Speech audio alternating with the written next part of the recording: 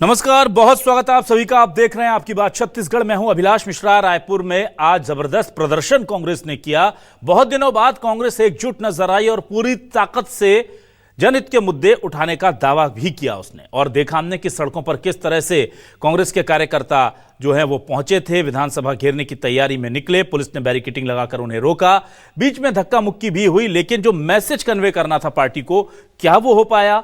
मुख्य मुद्दे जो थे वो थे मनरेगा, जिसमें बदलाव कर दिए हैं केंद्र सरकार ने। जी राम जी योजना की जो नई स्वरूप में आ गई है, उसे लेकर के कांग्रेस ने कहा कि आपने गरीबों का हक मार दिया है।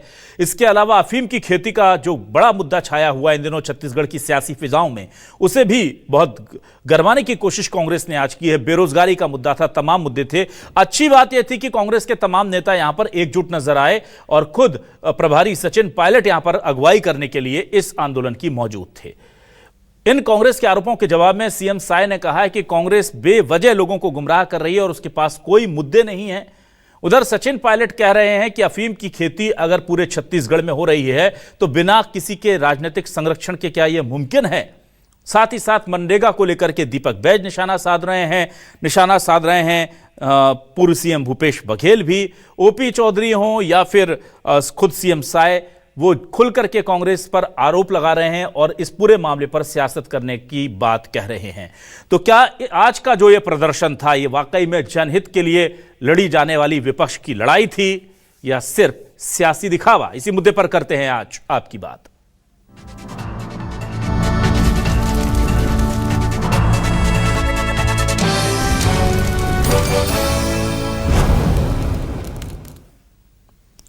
आइए सबसे पहले सुनते हैं कि भूपेश बघेल ने क्या आरोप लगाए हैं इस आंदोलन के दौरान, प्रदर्शन के दौरान राज्य सरकार पर, और पलटवार खुद सीएम विष्णुदेव साय ने किया है। उन्होंने क्या कहा है, सुनिए।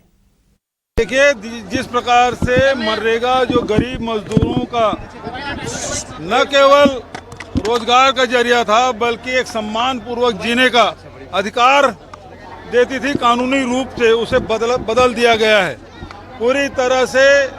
अब वो जो अधिकार है छीन के अब उसे खैरात देने का काम केंद्र सरकार करेगी, जिसके खिलाफ ये प्रदर्शन है। और इसके साथ साथ इस प्रदेश में, ये किसानों का प्रदेश है, आज किसान का धान नहीं बिका, किसानों को अपमानित किया गया।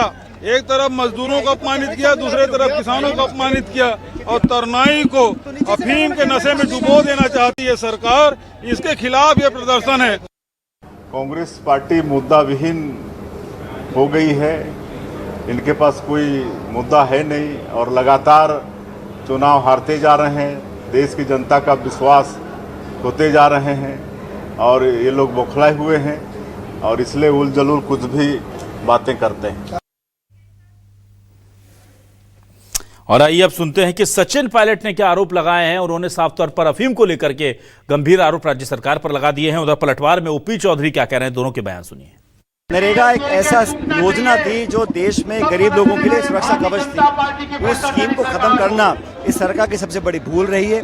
और आज अमेरिका के दबाव में जो किसानों के हितों को दरकिनार किया गया है, उन सबके विरोध में आज कांग्रेस के हजारों कार्यकर्ता विधानसभा घेराव हम लोग कर रहे हैं। और मैं चाहूँगा कि सरकार अपनी आंख और कान खोले, देखे जनता कितनी परेशान है और जनता का जो रोष है उसको हम प्रकट करने जा रहे हैं। आज दुनिया कहां से कहां पहुंच गई, मैं भी अपने व्यक्तिगत जीवन की यात्रा करते कहां से कहां पहुंच गया। तो समय और परिस्थिति अनुसार जो बेहतर जरूरत के हिसाब से हो, योजना में उचित परिवर्तन होते रहना चाहिए। और मोदी जी ने विकसित भारत जी राम जी योजना में बजट बढ़ाते हुए एक बहुत ही अच्छा क्रांतिकारी कदम उठाया है, जो देश के ग्रामीण विकास के लिए मील का पत्थर साबित होगा। लेकिन कांग्रेस को न विकसित भारत पे भरोसा है, न राम जी पे भरोसा है, इसलिए अनर्गल विरोध कर रहे हैं। जनता सब देख रही है और इनको इस जरूर सबक सिखाएगी। और आइए अब देखते हैं सवाल क्या है। सवाल लेकर आ रहा है आपके टेलीविजन स्क्रीन पर। सवाल ये रहे हमारे आज के। राजधानी में कांग्रेस का जंगी प्रदर्शन, मनरेगा, अफीम, बेरोजगारी के खिलाफ छिड़ा रण। पायलट बोले, बिना संरक्षण कैसे हो रही नशे की खेती? बड़े दिनों बाद कांग्रेस एकजुट दिखी। बघेल बोले, विश्व गुरु बनने चले थे, बने गुरु घंटाल। साय बोले, विकास देखकर कांग्रेस का हो रहा जीना मुहाल। छत्तीसगढ़ में अफीम, मनरेगा के मुद्दों पर कांग्रेस मैदान में आई। ये सच में बड़े मुद्दे या सिर्फ सियासी लड़ाई? इस पर करेंगे बात और इस पर बातचीत करने के लिए हम आगे जुड़ेंगे अपने मेहमानों के साथ। पर अभी इस वक्त मैं अपने दर्शकों को जरा तस्वीरें दिखा देता हूं। जरा आज के आंदोलन की तस्वीरें पीसीआर से मैं कहूंगा कि वो दिखाएं कि देखिए कितना बड़ा आंदोलन आज ये था, प्रदर्शन था और पुलिस को इसके लिए बाकायदा बैरिकेडिंग करनी पड़ी थी। आपको बता दें कि पहले जनसभा एक कांग्रेस ने आयोजित की थी और उसके बाद ये लोग विधानसभा की घेराव की तैयारी के लिए निकले थे, कूच किया और उसके बाद यहां पर ये तस्वीरें निकलकर सामने आई थी। काफी बड़ी तादाद में कांग्रेसी कार्यकर्ता एकजुट हुए थे और चाहे वो अफीम की खेती हो, मनरेगा में बदलाव हो, धान किसानों का मुद्दा हो या बेरोजगारी का मामला, हर तरह से घेरने की कोशिश कांग्रेस ने की थी और यहां ये हंगामा जो था ये देखने को मिला था। इन तस्वीरों के जरिए आप देख सकते हैं, ये जो तस्वीर आपको हम दिखा रहे हैं, आप देखिए इसमें किस तरह से यहां पर बैरिकेडिंग को तोड़ने की जब कोशिश की गई तो कांग्रेसियों को पुलिस ने रोका था, तितर बितर करने के लिए उन्हें उठा करके वहां से हटाया भी गया था। महिला कार्यकर्ता भी जबरदस्त तरीके से उत्साह और जोश में नजर आए थे। कांग्रेस जो दिखाना चाहती थी क्या वो दिखा पाई, और या फिर ये पूरी लड़ाई जो है ये सिर्फ सियासी लड़ाई के तौर पर जनता ने देखी है। बातचीत करने के लिए मेरे साथ कुछ खास मेहमान जुड़ेंगे। आज हमारे बेहद खास मेहमान बीजेपी से वरिष्ठ नेता और प्रवक्ता अमित चिमनानी जी जुड़ गए हैं। अमित जी, बहुत स्वागत करता हूं आपका न्यूज 24 मध्य प्रदेश छत्तीसगढ़ पर। अमित जी, कांग्रेस ने आज देखिए बहुत दिनों बाद एक कोशिश की कि आप लोगों के खिलाफ माहौल बनाया जा सके, क्या आपको लगता है वो कामयाब हुए हैं इसमें? नहीं, देखिए वो विपक्ष में हैं अभिलाष जी और उनको करना भी चाहिए। अभी 2-2.25 साल में तो ये आपस में इतने लड़ रहे थे कि कहीं पे दिखते भी नहीं थे, लेकिन आज भी दिखे तो आधे अधूरे दिखे। मुझे नहीं पता क्या कारण है कि टीएस सिंहदेव जी, शायद मैं नहीं देख पाया, होंगे तो आप या कांग्रेस के प्रवक्ता मुझे बताएंगे। अगर वो नहीं थे तो क्यों नहीं थे, ये कारण नहीं थे। टीएस सिंहदेव जी तो हमें भी नजर नहीं आए। कवासी लखमा जैसे आदिवासी चेहरे को कुर्सी नहीं मिली तो वो तिवारी जी की गोद में बैठे थे, ऐसा वीडियो सामने आया है। तो फिर से इनकी आपसी फूट और ये सब का प्रदर्शन हो गया। ये करते कुछ और प्रदर्शित करने का प्रयास करते हैं, लेकिन हो कुछ और जाता है। और अभिलाष जी, जितने मुद्दों पर इन्होंने आज कहा है कि हम प्रदर्शन कर रहे हैं, वो सारे ही मुद्दे ऐसे हैं जिससे ये सेल्फ गोल कर रहे हैं। मनरेगा की ये बात करें, इन्होंने मनरेगा को पहले नरेगा रखा था, तब उसका विरोध क्यों नहीं किया था? इन्होंने तो महात्मा गांधी जी का नाम पहले नहीं रखा था। और हमारी सरकार ने तो इसको 100 से 125 दिन कर दिया। पेमेंट में ट्रांसपेरेंसी के रूल ले आए, एक काम होता था उसको 4 काम में बदल दिया। किसानों के बारे में बात कर रहे हैं तो हम किसानों को अभी होली के पहले भी 10,000 करोड़ रुपया दिए हैं, एक मुश्त पैसा दे रहे हैं, 2 साल में 1.25 लाख करोड़ दे दिए। और नक्सलवाद को हम खत्म कर रहे हैं, लॉ एंड ऑर्डर की बात करें तो जितने भी मुद्दे हैं उसमें तो कांग्रेस बैकफुट पर है। लेकिन हाँ, अब ये लोग राजनीति में हैं तो कुछ न कुछ करके अपनी उपस्थिति दर्ज कराने का ये प्रयास था, लेकिन मुझे वो असफल दिखाई पड़ा। अच्छा अमित जी, मैं यहां पर यह जानना चाहूंगा, सचिन पायलट जब से प्रभारी बने हैं वो पुरजोर कोशिश कर रहे हैं कि कांग्रेस जो है एक मजबूत स्थिति में आ पाए, पर आज आपने कहा कि टीएस सिंहदेव वहां पर नजर नहीं आए और इसीलिए मैंने सवाल में लिखा भी है कि क्या कांग्रेस एकजुट दिखी, ये हुआ है क्या? क्योंकि सबसे बड़ी तो समस्या यही है कि अगर विपक्ष एकजुट हो जाता है तो फिर जो हिंदी भाषी राज्य है वहां पर विपक्ष, चूंकि 2 पार्टी सिस्टम है, तो इतना मजबूत तो होता है कि वो सरकार को परेशान करने के लिए या सरकार को बाध्य कर सकता है। आपको क्या लग रहा है, क्या अंदरूनी कलह अभी भी चल रही है सत्ता से हटने के बाद भी, जो आरोप आप लगाते रहे हैं पहले से? देखिए, ये एक दिन में जाती नहीं है। जब ये लोग सरकार में थे तो भी 2.5 साल का जो मामला था सॉरी जी, वो सबको पता है कि किस हिसाब से सारे विधायक दिल्ली चले गए थे और भूपेश बघेल जी के नारे लगाए थे या टीएस सिंहदेव जी ने इस्तीफा दिया था। और अब जब ये विपक्ष में आ गए तब रविंद्र चौबे जी दिग्गज मंत्री रहे, कोई छोटे मोटे कांग्रेस के नेता नहीं है वो। उन्होंने कह दिया कि भूपेश बघेल जी का नेतृत्व फिर होना चाहिए। अब ये कहने में कोई बहुत बड़ी ऐसी आपदा नहीं आ गई थी कि उनको जो है कार्यालय बुला के माफी मंगवाई गई और उनसे स्पष्टीकरण मंगवाए गए, बहुत सारी बातें हुई। तो जब एक नेता का नाम लेने से दूसरा नेता नाराज हो जाए और नेता प्रतिपक्ष की कुर्सी पर बैठे चरणदास महंत जी, जो बड़े गंभीर संयमशील नेता माने जाते हैं, उनके मुंह से आप ऐसे शब्द कभी नहीं सुनेंगे, लेकिन उनको कहना पड़ा कि हमने सभी कांग्रेस के नेताओं को कहा है कि अपने अपने चमचों को संभाल के रखें। तो देखिए, ये छोटे विषय नहीं है, राजनीति अभी भी इनके बीच में चल रही है और जब भी इनके प्रदर्शन होते हैं ऐसे फिर सीन सामने आ जाते हैं। अब जैसे कवासी लखमा जी जेल से छूटे तो कोई लेने नहीं गया, और भूपेश बघेल जी के सुपुत्र छूटे तो बहुत सारे लोग लेने चले गए, तो गुटबाजी तो चल ही रही है। ठीक है, हमारे साथ इस वक्त कांग्रेस से वरिष्ठ नेता और विधायक व्यास कश्यप जी जुड़ गए, उनका स्वागत करूंगा। और मेरे साथ वरिष्ठ पत्रकार के तौर पर धर्मेंद्र जायसवाल जी जुड़ गए, उनका भी बहुत स्वागत करूंगा। अब व्यास जी आपके पास आता हूं। व्यास कश्यप जी, आज पूरी कोशिश की कांग्रेस ने एकजुट होने की, की जो तस्वीरें थी वो भी आपने दिखाई, पर देखिए बीजेपी सवाल उठा रही है कि बाबा कहाँ हैं, बाबा नहीं दिख रहे हैं। आदिवासी नेता आपकी पार्टी के लिए इतने साल जेल से लौट कर आए हैं, उनको कुर्सी भी नहीं दी आपने। तो खबर अब ये बन रही है कि भाई इतना बड़ा आंदोलन लेकिन बाबा नहीं दिखे, कवासी लखमा जी को कुर्सी नहीं मिली, क्या कहेंगे आप?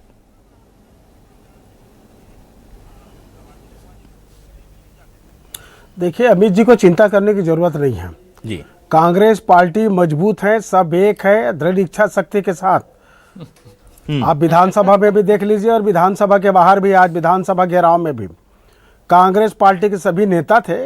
माननीय हमारे बाबा साहब अगर बाहर हैं तो इसकी चिंता उनको नहीं करनी चाहिए, है ना भाई। ये कांग्रेस मजबूती के साथ है। और जिस बात के लिए कह रहे हैं कि लखमा जी कहाँ थे, तो भाई लखमा जी को अभी वर्तमान में सुप्रीम कोर्ट की ओर से जो जमानत मिली जिसमें उनको बाहर में कहना मना है, तो जानबूझ करके जो कोर्ट के विषय में क्यों ये फंसाने की बात करते हैं। बड़ी मुश्किल से तो विधानसभा में अपने प्रश्नों का वो जवाब दे पाते हैं, प्रश्न कर पाते हैं, और यहाँ आकर उनको क्यों परेशान कर रहे हैं। परंतु एक बात बता दूं मैं कि उनको चिंता होने की जरूरत नहीं है। कांग्रेस पार्टी मजबूती के साथ भारतीय जनता पार्टी के खिलाफ सदन से लेकर सड़क की लड़ाई लड़ रही है। वो अपनी बात देखे, कांग्रेस को और न देखे। कांग्रेस मजबूती से छत्तीसगढ़ में डटी हुई है। ठीक है, मैं आ जाता हूं धर्मेंद्र जी आपके पास। धर्मेंद्र जी, आज कांग्रेस ने जिस तरह का प्रदर्शन किया, क्या मैसेज कांग्रेस कन्वे कर पाई है पार्टी के लिए? क्या ये ठीक रहा ये कोशिश, या फिर जो बीजेपी बात कह रही कि इसमें भी फूट नजर आई है?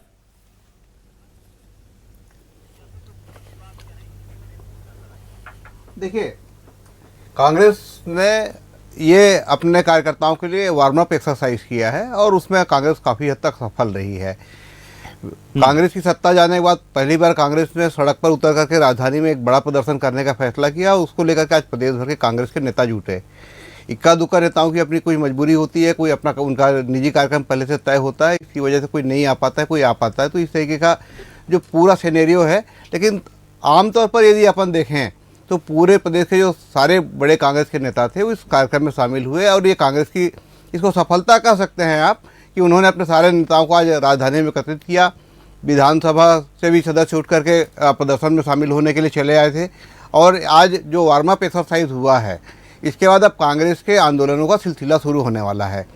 आज कांग्रेस ने जिन मुद्दों को उठाया उसमें गैस की किल्लत का मामला है, उसकी दाम बढ़ने का मामला है, मनरेगा का मामला है, जो कांग्रेस लगातार इन मुद्दों को लगातार उठाती रही है। अब इसके बाद प्रदेश के उन मुद्दों को छूने की कोशिश कांग्रेस करेगी जो यहाँ के जनमानस को सीधे प्रभावित करता है। गैस की किल्लत और गैस के दाम बढ़ने का मामला राष्ट्रीय है, मनरेगा राष्ट्रीय का इशू है कांग्रेस का। अब इसके साथ ही कांग्रेस की जो एक्सरसाइज शुरू हो रही है, जहाँ तक मेरी जानकारी है, और राज्य सरकार की विफलताओं को लेकर के एक्सरसाइज उन्होंने शुरू किया है। और ये कोशिश होगी कि आने वाले दिनों में सरकार को घेरने के लिए जिलों में बड़े आंदोलन किए जाए। तो ये उसकी पहली तैयारी थी, पहला कदम था। आज राजधानी में उन्होंने एक्सरसाइज किया है। वैसे एक बात आपको और बताना चाहूँगा कि कांग्रेस विधानसभा के सत्र में आने वाला जो सत्र है, मानसून सत्र, उसमें अविश्वास प्रस्ताव लेकर के आने वाली है। तो उसकी तैयारी भी अभी से शुरू कर रही है, क्योंकि ये बजट सत्र है, इसमें अविश्वास प्रस्ताव नहीं लाया जा सकता। ये टेक्निकल सब्जेक्ट है। विधानसभा के बजट सत्र में काम रोको प्रस्ताव मंजूर नहीं होता, इसके बावजूद भी कांग्रेस ने काम रोको प्रस्ताव दे करके अपनी उपस्थिति दर्ज कराने की कोशिश की। तो ये तमाम एक्सरसाइज अब सरकार को घेरने के लिए शुरू हुई है। आने वाले दिनों में लगातार कांग्रेस की सक्रियता आपको बढ़ती हुई दिखाई देगी। ये अलग बात है कि गुटबाजी का जो आरोप है और आंदोलन की विफलता का जो आरोप है, तो वो सत्ता पक्ष का स्वाभाविक प्रतिक्रिया होगी। वो इस तरह के प्रतिक्रिया स्वाभाविक रूप से आएंगे। लेकिन प्रदेश में राजनीति को लेकर के जिस तरह से गर्माहट देखने की उम्मीद यहाँ के लोग कर रहे थे, जो जागरूक जनमानस है, तो उसको कांग्रेस ने आज संकेत दिया है कि हम अब 2 साल सरकार को जो हनीमून पीरियड देना था, जो ले पीरियड देना था, वो हमने दे दिया है। अब सरकार की विफलताओं को लेकर के हम कांग्रेस के लोग सड़क पर उतर करके इसका विरोध करेंगे। तो ये उसकी शुरुआत है, इसको काफ़ी हद तक सफल माना जाना चाहिए। ठीक है जी अभिलाष। ठीक है, अमित जी आपके पास आता हूं। अमित जी, देखिए, कुछ मुद्दे जरूर हैं, जो चाहे वो अफीम का मुद्दा हो, क्योंकि छत्तीसगढ़ जैसे राज्य में अफीम की पैदावार होना और फिर एक जगह से नहीं होना, लगातार निकलते जा रहे हैं, मामले पकड़े जा रहे हैं। तो आप भले ही कहें कि बीज इसके कांग्रेस के समय में बोए गए थे, इतनी जल्दी पौधा नहीं पैदा होता, पर यह छत्तीसगढ़ के लिए बुरी खबर तो है सर।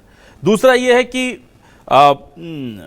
मनरेगा को लेकर के लगातार पूरी की पूरी कांग्रेस विरोध प्रदर्शन कर रही है। अब अगर इसका एग्जीक्यूशन नहीं होता, क्योंकि पहले भी 100 दिन का कार्यकाल था कि 100 दिन काम देना, पर दिए तो नहीं गए ना, छत्तीसगढ़ क्या पूरे देश में नहीं दिए गए, तो एग्जीक्यूशन इंपॉर्टेंट है। अगर ये फेल होता है तो फिर इसका ठीकरा भी बीजेपी के ऊपर ही फूटेगा। तो ये दो मुद्दे क्या आपको लगता है ऐसे हैं जिस पर बीजेपी को अब थोड़ा सा सोच समझ के इस पर काम करना पड़ेगा, चाहे वो नशा हो, चाहे वो मनरेगा का क्रियान्वयन हो? नहीं, किसी भी सरकार का काम क्या होता है कि अगर संज्ञान में आ जाए कोई चीज तो उस पर त्वरित कार्यवाही हो। एक भारतीय जनता पार्टी के नेता से जोड़ा गया इस विषय को, तो उससे भाजपा ने कोई 5 मिनट की भी देरी नहीं की कार्रवाई करने में। ऐसे सैकड़ों हजारों एग्जाम्पल हैं जहां पर कांग्रेस के नेता अगर कोई गलत काम करते थे तो भूपेश बघेल जी खुद उनको बैकअप करते थे। आप देखिएगा जितने घोटाले हुए छत्तीसगढ़ में, बड़े बड़े घोटाले हुए, हर एक गिरफ्तारी के बाद भूपेश बघेल जी आते थे और कहते थे कि मैं इनके साथ हूं, मैं इनका संरक्षण करूंगा, मैं इनके लिए वकीलों की फौज लगाऊंगा। तो ये फर्क है भाजपा और कांग्रेस में। कांग्रेस अपराध का पता लगने के बाद भी अपराधियों का संरक्षण करती है, भाजपा कार्रवाई करती है। हमने कार्रवाई कर दी है। जहां तक एग्जीक्यूशन का सवाल है, हम तो पूरी ट्रांसपेरेंसी के साथ काम कर रहे हैं। हमने जितने अभी तक मोदी जी की गारंटियों को पूरा किया उसके हम आंकड़े बताते हैं। 2 साल में हमने 1.25 लाख करोड़ रुपए किसानों को दिया, 15,000 करोड़ महतारी वंदन में हमने महिलाओं को 70 लाख लगभग महिलाओं को दिया है। तेंदुपत्ता का 5500 रुपया बोनस 13 लाख परिवारों को दे रहे हैं। 18 लाख से ज्यादा हमने आवास स्वीकृत किए। सब कुछ ट्रांसपेरेंसी से हो रहा है। तो मनरेगा या जो अभी बदल गया जी राम जी हो गया है, उसके भी एग्जीक्यूशन में कोई कमी आएगी तो निश्चित तौर पर सरकार का काम है, उसको ठीक करेंगे। और जो हमारे माननीय धर्मेंद्र जायसवाल जी कह रहे थे, मैं उससे किसी भी प्रकार से सहमत नहीं हूं। उसके तथ्य भी आपको दे रहा हूं। कांग्रेस आगे एक्टिव दिखेगी कि नहीं दिखेगी ये भविष्यवाणी कौन कर सकता है। कांग्रेस ने एक मैसेज दे दिया, एक विधानसभा का घेराव जिसमें 500,000 लोग थे, ये 3 करोड़ लोगों का प्रदेश है, उसमें ये मैसेज क्या है जिसमें कांग्रेस के आधे लोग नहीं है, निजी काम से कोई नहीं है। मतलब राजनीतिक व्यक्तियों का ऐसा कौन सा निजी काम है जिसमें कांग्रेस कह रही है कि भैया हम अब तक का इस कार्यकाल का सबसे बड़ा प्रदर्शन करने जा रहे हैं। ये कांग्रेस का क्लेम है, बड़ा प्रदर्शन था नहीं। लेकिन उस तथाकथित बड़े प्रदर्शन में जिसमें प्रदेश प्रभारी भी थे और कांग्रेस के सारे दिग्गज नेता थे, तो उसमें टीएस बाबा कोई छोटी हस्ती थोड़ी ना, वो नहीं थे। तो जिम्मेदारी से इसका जवाब देना चाहिए कि वो कहां गए, कौन सा निजी काम था ऐसा जो इतने बड़े प्रदर्शन से इंपॉर्टेंट था। दूसरा, आप हमारे कांग्रेस के साथी प्रवक्ता विधायक जी कह रहे थे कि आप कवासी लखमा जी को घेरिए ना, वो अभी तो छूटे। तो अभी तो छूटे हैं तो उनको प्रदर्शन में तो आप लोग बुलाए होंगे, या वो जबरदस्ती आ गए थे तो आप बताइए, और जबरदस्ती आने के बाद आप लोगों ने उनको कुर्सी क्यों नहीं दी वो आप बताइए।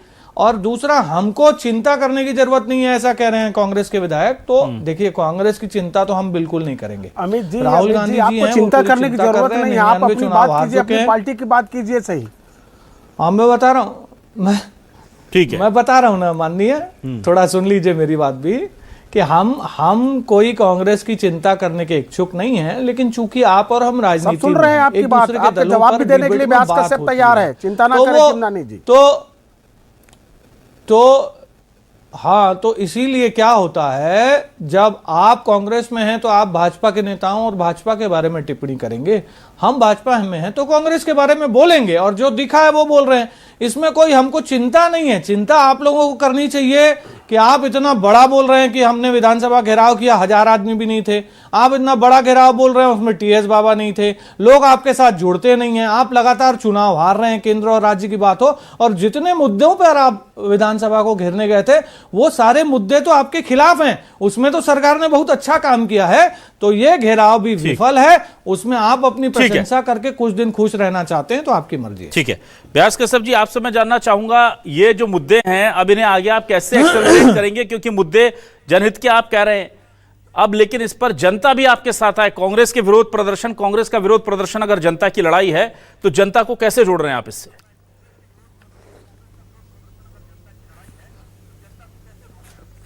देखिए, निश्चित रूप से कांग्रेस पार्टी जनता के मुद्दे को लेकर मैंने कहा ना भाई कि विधानसभा से लेकर सड़क की लड़ाई लड़े। आज शुरुआत थी, ऐसी बात नहीं है। इसके पहले साल भर के अंदर में ये दूसरा विधानसभा का घेराव है। और हमारे बीजेपी के प्रवक्ता, मैं ये देख रहा था कि वो भारतीय जनता पार्टी की चिंता न करके कांग्रेस कौन आए कौन न आए उसकी उनको चिंता करने की जरूरत नहीं है। मैं भी भाजपा में रहा हूं, मैं जानता हूं कि भारतीय जनता पार्टी की कृति और कथनी और करने में कितना फर्क है। आज का जो मुद्दा था मुख्य रूप से मनरेगा के अंतर्गत जो वर्तमान स्थिति है और जो जी राम जी लाने वाले हैं, तो जनता का ये मुद्दा है, मजदूर और गरीब लोगों के लिए मुद्दा है। बिजली का मुद्दा हो, गैस का मुद्दा हो, चाहे पानी का मुद्दा, ऐसे जितने तमाम मुद्दे हैं उन मुद्दों को लेकर कांग्रेस पार्टी मैदान पे आ रही है। और निश्चित रूप से प्रदर्शन बेहतर था, प्रदर्शन में कोई भीड़ भाड़ वाली बात नहीं थी। कार्यकर्ता और जिम्मेदार पदाधिकारी आज विधानसभा घेराव में आए थे और आने वाले समय में ये मनरेगा को बंद कर महात्मा गांधी जी को बंद करके जी राम जी ला रहे हैं।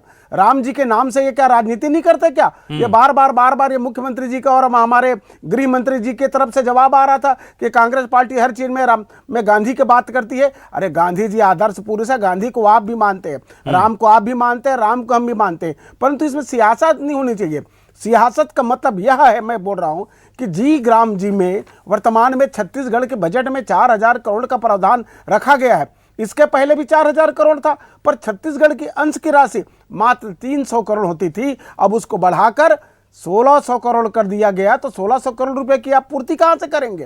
अभी तो मजदूरों का मैंने विधानसभा के शून्यकाल में उठाया महोदय, 4 महीने से अधिक समय हो गए जो मनरेगा में काम किए उन मजदूरों को ये भुगतान नहीं कर पाए हैं। ये 4000 करोड़ की बात करते हैं, उस 4000 करोड़ में 1600 करोड़ तो छत्तीसगढ़ सरकार को देना पड़ेगा। अभी तक जी राम जी का कहीं पे कोई अमेंडमेंट नहीं आ पाया है कि वास्तव में उसके कार्य कैसे होंगे। पुराने काम को बंद कर दिया गया है और नए काम क्या होंगे जनता के बीच में अभी तक नहीं लाया जा रहा है, खाली ढिंढोरा पीटा जा रहा है कि आने वाले समय में हम 4000 का काम करेंगे, 4000 करोड़ का काम करेंगे। अरे काम करेंगे तो जनता को दिखेगा।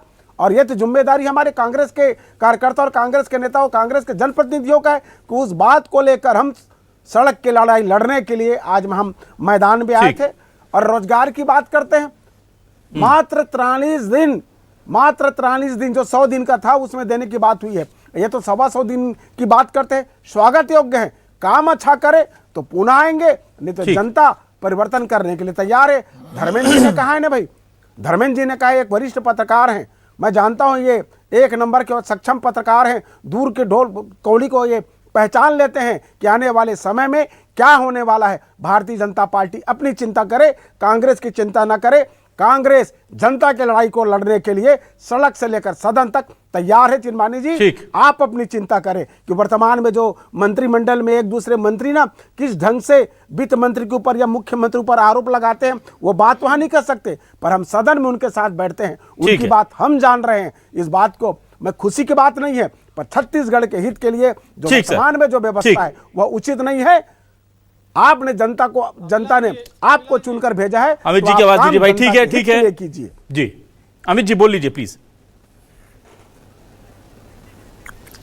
अभी हमारे माननीय विधायक जी बिजली का विषय ले रहे थे, तो विधायक जी एक चीज पे सरकार को प्लीज धन्यवाद देना बनता है। अभी मुख्यमंत्री बिल भुगतान समाधान योजना आई है, जिसके भी लंबित राशि हैं 100% सरचार्ज माफ, 75% मूल राशि माफ। 35,000 जिसका बकाया उसका 9,000 हो गया, और वो भी 60 किस्तों में 150 रुपए भरना पड़ेगा। विष्णुदेव साय सरकार ने 35,000 के बिल को, लंबित राशि को 150 रुपए कर दिया। 758 करोड़ का हम उसमें सब्सिडी दे रहे हैं। कम से कम इसके लिए तो धन्यवाद दे दीजिए। 28 लाख परिवार इससे लाभान्वित होंगे। देंगे क्या व्यास कश्यप जी? बधाई देंगे, धन्यवाद देंगे? अरे भाई काहे का धन्यवाद, हम तो बिजली बिल हाफ योजना चला रहे थे, जनता को सुखी दे रहे थे। किस बात का धन्यवाद दें? ये बिजली का बिल लगातार बढ़ा रहे हैं, बिजली का बिल लगातार बढ़ा रहे हैं, कहीं पे कोई माफ वाली बात नहीं है। जनता त्रस्त है। ठीक है, भारतीय जनता पार्टी की सरकार से। ठीक है। क्यों रहे? मैं धर्मेंद्र जी के पास नहीं हिम्मत है तो बिजली बिल हाफ योजना अच्छे काम में भी धन्यवाद नहीं देते। ठीक है साहब, ना चालू है 200 यूनिट तक। ठीक है, धर्मेंद्र जी के पास आते हैं। 200 यूनिट तक चालू है ना। ठीक है, देखिए चिमनानी जी, ठीक है सर, वो दिक्कत यही है ना कि आप लोग एक दूसरे के अच्छे काम देखते कहाँ हैं, उसको लागू दोनों नहीं देखते हैं। अब अमित जी से मैं बोलूंगा कि व्यास कश्यप जी ने इसी मनरेगा, व्यास जी आप सुनिए, आपके काम की बात बोल रहा हूँ। व्यास कश्यप जी करते हैं कुछ पैसा, व्यास कश्यप जी आपके काम की बात बोल रहा हूँ। अमित जी देखिए, इन्हीं कांग्रेस की पार्टी ने भूपेश बघेल के शासनकाल में कोरोना में केंद्र की सरकार, मोदी सरकार ने इनके एफर्ट्स को हाईलाइटेड किया था कि भाई कोरोना में सबसे ज्यादा मनरेगा में काम देने वाले राज्यों में छत्तीसगढ़ सरकार जो थी उसकी पीठ थपथपाई थी आप ही लोगों ने। क्या अब ये 45 दिनों का जो आंकड़ा आया है ये दिक्कत नहीं करेगा अमित जी? क्योंकि देखिए एग्जीक्यूशन, योजनाएं अच्छी बनना अच्छी बात है, कहा यह जाता है इस देश में कि अगर जो योजना है उसका 50% भी क्रियान्वयन हो जाए तो देश की हालत बदल जाए। अब क्या ऐसा आप कर रहे हैं कि क्योंकि अब व्यास कश्यप जी ने बड़ा आरोप लगा दिया कि 4 महीने से मनरेगा मजदूरों के पैसे का भुगतान नहीं हुआ, उस पर जरूर जवाब चाहूंगा आपका। अभिलाष जी, आपने जो चिंता व्यक्त की उससे हमारी कोई असहमति है ही नहीं जी। सवाल ये है कि योजना लाने की मंशा ही तो यही है कि जो कमियां हो रही हैं भुगतान में, एक तो पारदर्शिता में कमी आ रही थी, किसी का भुगतान किसी को हो जा रहा था या फर्जी भुगतान भी हो रहे थे, ये सब ठीक करने के लिए योजना लाई गई है। अब योजना आई अभी है, उसको इम्प्लीमेंट होने दें, उसके बाद कश्यप जी और कांग्रेस उस पर अपना राय रखे ना। लेकिन पहले से ही किसी भी योजना का राजनीतिक रूप से विरोध करना, ये राजनीति करने के लिए राजनीति होती है। आप एक 6 महीने साल भर का समय दीजिए, नई योजना के इम्प्लीमेंटेशन में कोई खामी नजर आएगी तो बताइएगा, लेकिन योजना शुरू अभी हुई है और आप अभी से ही कह रहे हैं कि नहीं भाई साहब ये गलत है वो गलत है, तो फिर ये राजनीति से प्रेरित ही लगता है। ठीक है, धर्मेंद्र जायसवाल जी आपके पास आता हूं। ये देखिए कुछ योजनाएं हैं, चाहे वो बात मनरेगा की हो या जीराम जी की, जो भी कह लीजिए उसे, ये योजनाओं का जो लूप होल्स थे, क्या आपको लगता है ये लूप होल्स भर जाएंगे? और भर जाएंगे तो जाहिर सी बात है फायदा फिर बीजेपी सरकार को मिलेगा। भले ही अभी ये योजना कांग्रेस के काम आ रही है विपक्ष के तौर पर निशाना साधने के लिए, लेकिन अगर सचेत हो जाती है बीजेपी की सरकार और इसके लूप होल्स को बंद कर दिया जाता है और जो 45-48 दिन का काम मिलने का एवरेज है उसे बढ़ा करके मैं कह रहा हूं 125 छोड़िए 70-80 दिन तक भी ले गए, तो ये फिर तो बीजेपी के फेवर में चली जाएंगी चीजें। तो क्या आपको लगता है कि उस तरफ भी पार्टी फोकस है या सिर्फ योजना बनाने तक फोकस है, क्रियान्वयन एग्जीक्यूशन को लेकर के उतना काम नहीं हुआ? क्या लग रहा है आपको?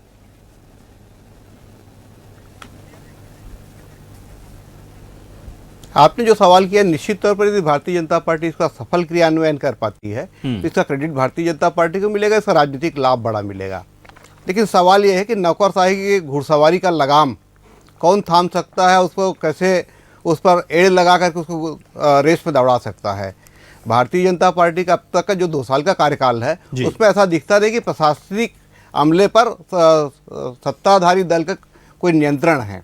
तमाम मामले हैं आपके सामने। अभी रिसेंटली 2 घटनाओं को ले लेते हैं। अफीम की खेती के मामले में जो बात हो रही है, अफीम की खेती सितंबर में शुरू होती है। वहाँ ये कहा गया कि जो ज़मीन है वो विनायक ताम्रकार के नाम पर नहीं है, उसकी बहन के नाम पर है। उसकी बहन के खिलाफ क्या कार्रवाई हुई? बीजापुर में 3 बच्चियों के गर्भवती होने का मामला सामने आया, उसमें 2 बच्चियां नाबालिग हैं और उसमें पॉक्सो एक्ट के तहत कार्रवाई हो जानी चाहिए थी, अब तक वो FIR दर्ज नहीं हुआ है। दूसरी तरफ वीवी जीराम जी की बात करें तो इसमें 40% मैचिंग ग्रांट स्टेट गवर्नमेंट को देना है। स्टेट गवर्नमेंट वैसे ही इस साल के बजट में आप देखेंगे तो कैपेक्स जो कैपिटल एक्सपेंडिचर है वो पिछले साल की तुलना में कम हो गया है, 1.5% कम है। तो वैसे ही प्रदेश के अधोसंरचना जी कैपेक्स जो पूंजीगत व्यय है वो 1.5% पिछले साल की बजट की तुलना में इस साल कम हो गया है। तो वैसे ही प्रदेश में अधोसंरचना विकास के काम में बाधा आ रही है। अब 40% मनरेगा में राज्य सरकार को देना पड़ेगा, जो पहले 10% मनरेगा में देना पड़ता था, वीवी जीराम जी में 40% जाएगा। तो मजदूरी के पेटे में जो बड़ी राशि इसमें जाएगी और राज्य सरकार कह रही कि हम इसमें 4,000 करोड़ रुपए व्यय करने वाले हैं। तो 4,000 करोड़ रुपए को और इसमें इंफ्रास्ट्रक्चर कंस्ट्रक्शन से आप घटा दीजिए, तो प्रदेश के विकास में जो इसको लेकर के डेंट पड़ने वाला है उसकी भरपाई किस तरीके से होगी, इसको लेकर के कहीं कोई बातचीत नहीं हो रही है। ना विधानसभा में इसका कोई जवाब आता है, ना टीवी डिबेट में इससे चर्चा होती है तो इस पर कोई जवाब आता है। राज्य सरकार को इससे जो अपना पूंजीगत व्यय है वो इसमें खर्च करना पड़ेगा। लोक कल्याणकारी योजनाओं में राज्य सरकार जो खर्च कर रही है वो तो है ही, इसमें अब राज्य सरकार का एक बड़ा हिस्सा जाएगा धन मजदूरी भुगतान के पेटे में। उसको लेकर के उसकी भरपाई किस तरीके से होगी और उसका असर प्रदेश के विकास में न पड़े, क्योंकि इस योजना में जो निर्माण के कार्य होंगे वो उसका अधोसंरचना विकास में कोई बड़ा योगदान नहीं होता है, वो कम्प्लीमेंट्री किस्म के काम होते हैं। कहीं कच्ची सड़क बनाने में, अभी तो इसमें कृषि मजदूरी को भी शामिल किया जा रहा है। तो ऐसे तमाम चीज़ों में ये खर्च होंगे जिसका अधोसंरचना विकास में बड़ा योगदान नहीं होता है। तो प्रदेश के अधोसंरचना विकास में इसका जो निगेटिव इफेक्ट आने वाला है उसको रोकने के लिए क्या किया जाना है, उसके कोई रूपरेखा सामने आई नहीं है।